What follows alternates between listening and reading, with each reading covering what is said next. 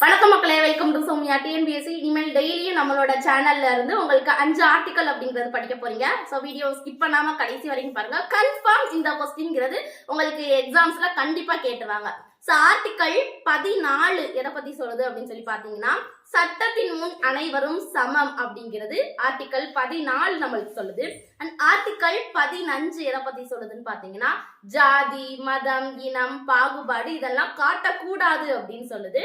And article 17 எதை பத்தி சொல்லுதுன்னு சொல்லி பாத்தீங்கன்னா, தீண்டாமை ஒழிப்பு பத்தி ஆர்டிகல் 17 சொல்லுது.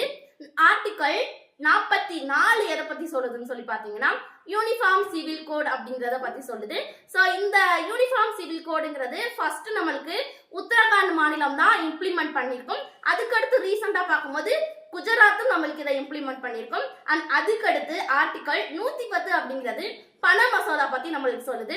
அண்ட் உங்களுக்கான ஒரு கொஸ்டின், ஆர்டிகல் 51A அப்படிங்கிறது எதை பத்தி சொல்லுது, எந்த கமிட்டி இதை ரெக்கமெண்ட் பண்ணாங்கன்னு தெரிஞ்சா நீங்க கண்டிப்பா கமெண்ட் பாக்ஸ்ல கமெண்ட் பண்ணுங்க. சோ இந்த வீடியோ பிடிச்சிருந்தா லைக் பண்ணுங்க, உங்க ஃப்ரெண்ட்ஸ் அண்ட் ஃபேமிலிக்கு ஷேர் பண்ணுங்க, நம்மளோட சேனலை சப்ஸ்கிரைப் பண்ணிக்கோங்க.